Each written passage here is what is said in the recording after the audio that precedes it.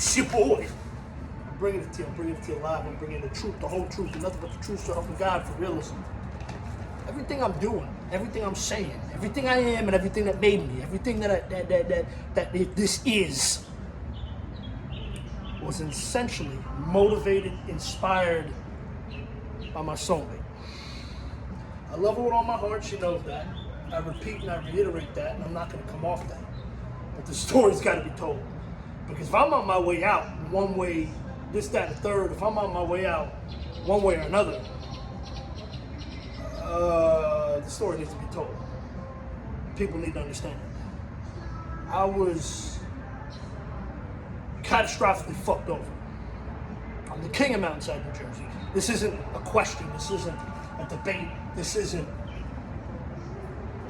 am I or aren't I? I fucking am.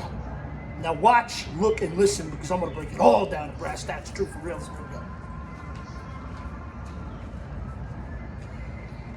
So her mother, her aunts, that she calls sisters, which aren't sisters, essentially witches, if you want to call it that.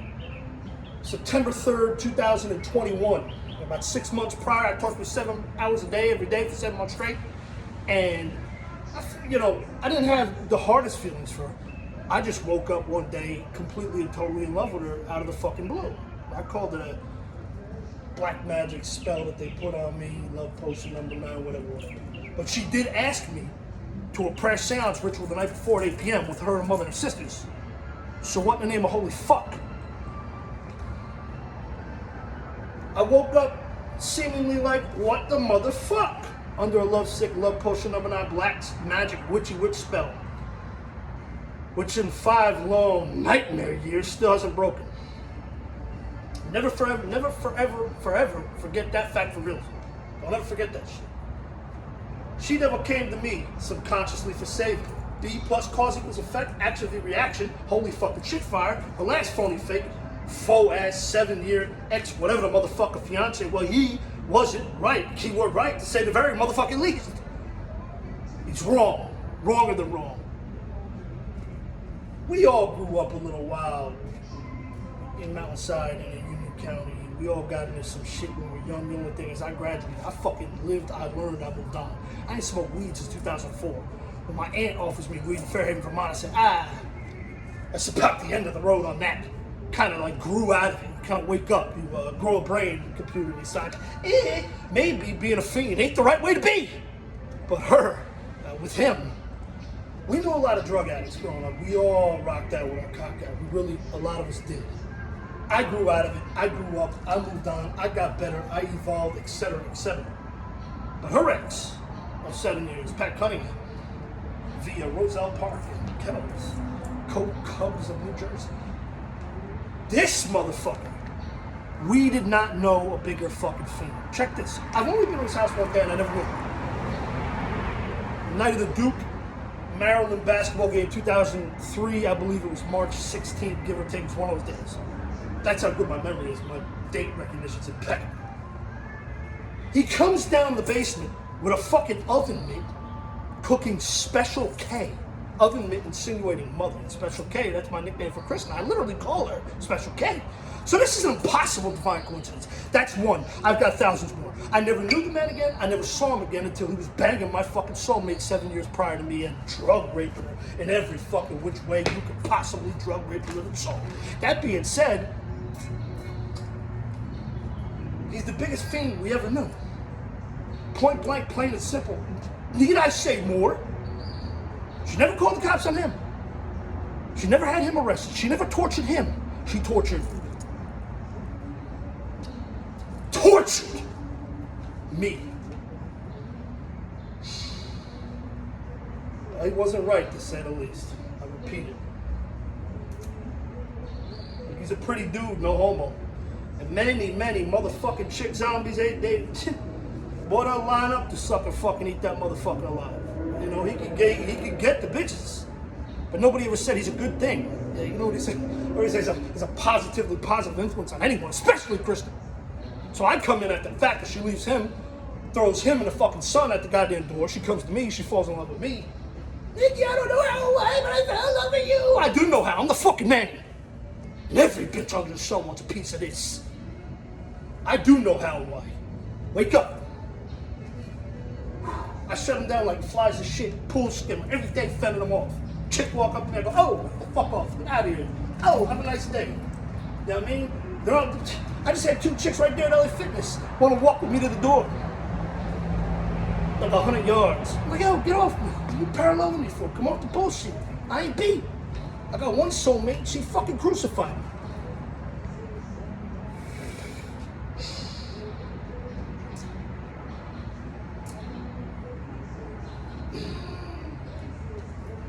He stole her family's money. He robbed her, he raped her, he used her, he abused her, he trounced her, he trashed her, he walked all over her, and he disrespected her in the worst way known to man. If you take her family's money off the gullibility of her and you take it to another bitch that you hired and pay her to make it look like you're your boss on the payroll, I mean, come on, what kind of motherfucker is this? I mean, this is Snake 101, bruh. This dude, he was never right. That's why you don't divorce your husband. She married a fucking pig demon of a year. Life ruined a pig demon. She said cop gets drunk, will run over mailboxes and do all types of immature, stupid, childish shit. Or beat the shit out of her and stuck her in a goddamn fucking shed, called her a jail cell, kidnapped her nightly. She's like, how do you call a cop on a cop? I said, Kristen, you don't call a cop on nobody fucking ever. What world do you live in? What the fuck you think they're here to help? They're not here to help, they're only here to hurt. They help nothing. I'm the perfect example. They fucking ruin everything. They're not here to help. They're not gonna save you, they're not gonna make you, not gonna break you, not gonna fix you. They sit there with a 20-minute conversation with you, it ain't gonna change your life. They're not good people. I'm a good person. You can believe in this shit, because I love you. They don't. And that goes for every fucking one of them. Especially Pat fucking Cunningham. Motherfucker's got 5 kids and 4 different fucking wives in 10 years. Who knows? Faking the funk. We know what he is. He ain't fooling nobody. So he disrespected her in the worst, most disrespectful way, taking the family's money to pay for worker bee or demon zombies who eventually left there regardless. Bottom line, he ain't right. His and her deepest, darkest, most sacred, secret secretions run deep. This is the reason why her no fucking good lying friend and family kidnapped and possessed 1000% real victim, this fucking guy. I was wrongfully kidnapped, I was wrongfully arrested, I was wrongfully tortured. 3 years later, today I'm suffering PTSD. I can't get over this shit. I'm dying as it is, physically. I'm suffering mental PTSD because of what that bitch and her family did to me. And I love her infinity. She needs to make it right.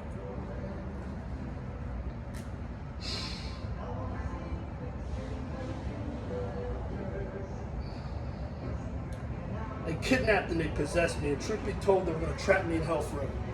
They were never going to let me out. They were never going to think they were going to throw away the key. They had me in Union County, they had me in Essex County, they had me in Trenton State where I never belonged. Whole goddamn prisoners, murderers. And then they had me in Ancline where they said they'd never send me if I pled guilty, which I did. I didn't get time served and they were never going to let me out from Ancline. They intended to kidnap me and throw away the key. In essence, the truth is, this is the truth, whole truth, nothing but the truth, so help me God, because of what I know about them. It's what I know about her. And she knows I know what I know. I deal in truth and fact for realism. I don't deal in fairy tales. I don't deal in lies. These are facts. I'm not a fucking weirdo like her, lying 24/7, 365. It's all she fucking does. Goes into the police and lies in my fucking name, cut my head off. Coming home to propose to the girl I love.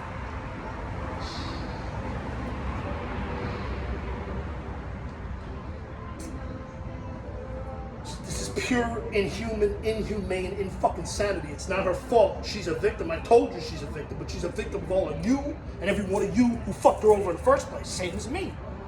We are king victim and we are king victim Queen Romeo and Juliet of Mountainside, New Jersey. You can rally around us. You can believe in us because if our love survives this, we can survive anything. This is miracle shit. Look me in the fucking eye. This is a modern fucking miracle. I'm still alive.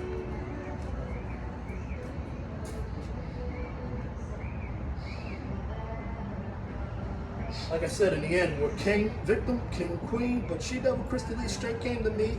That's not stalking. She's not a stranger. She's not sane. She's not lucid. She's not rational. She's not smart. She's not reasonable. I never once hurt her. I never once threatened her. I never once touched her. technically I never got there. I was never there. It's not like I showed up and I'm prying on a fucking window or something. It's not a stranger. I knew the girl for 7 months. 7 hours a day. I like to think that's a goddamn relationship. It's more than what the fuck you frauds do. All you do is just you go to work, come home, hump, and do drugs, get stupid, and go to sleep, and then repeat. Fuck out of here, man. I was everything to that fucking girl. Everything.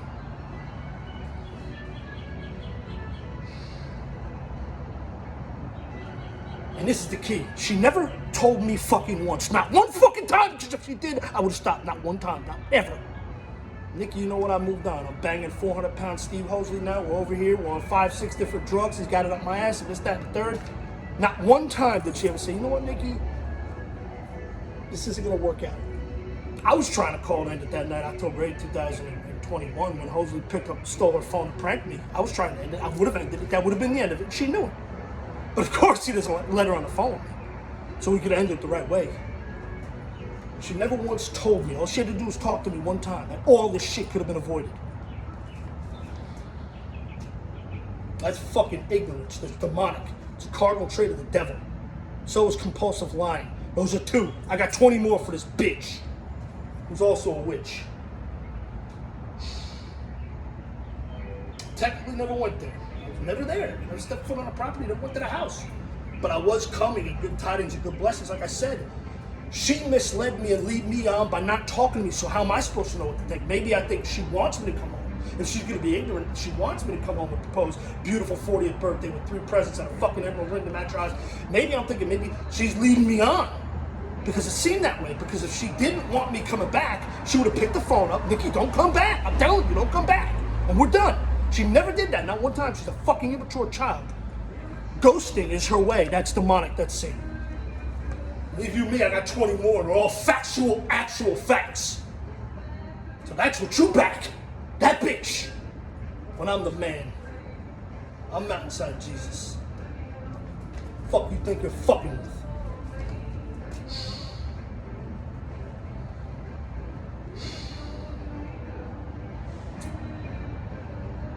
Yeah.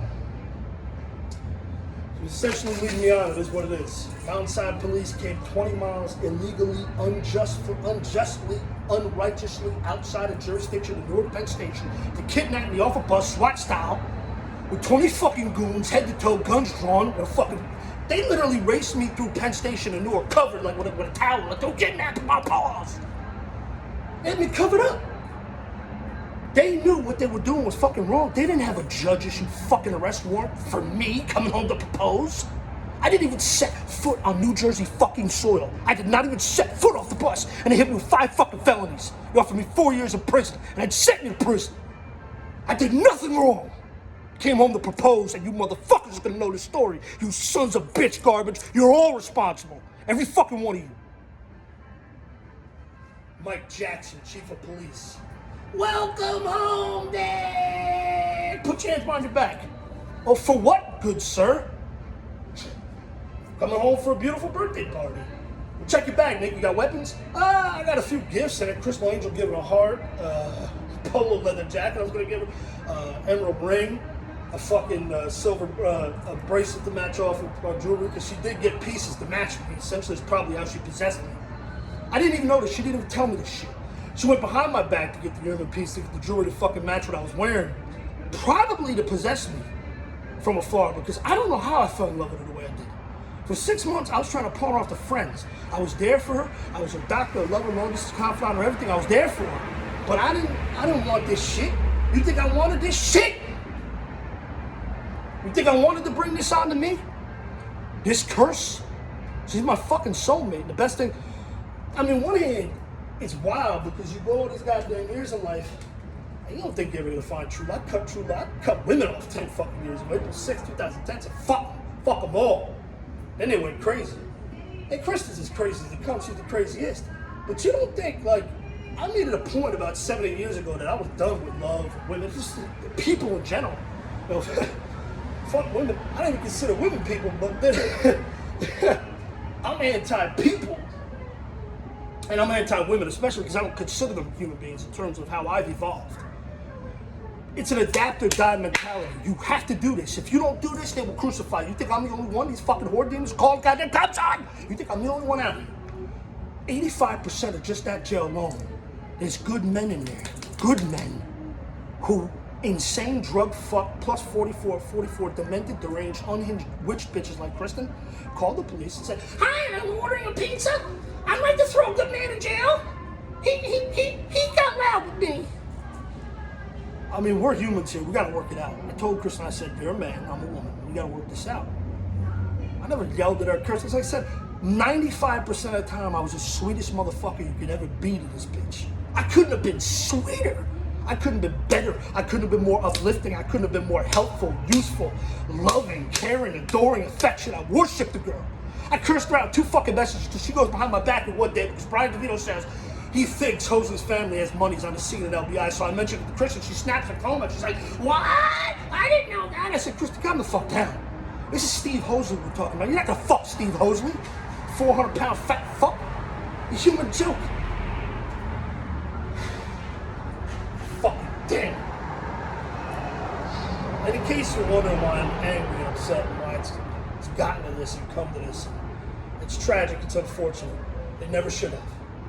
She could have talked to me one time, it would have been a rap date. But know this, if and when we do ever come together, we could show that God's true love in the end, as is written in the Bible. You see my passion for her, my love for her. You see that shit. It's written in the Bible. If God's true love reigns supreme, we have everything.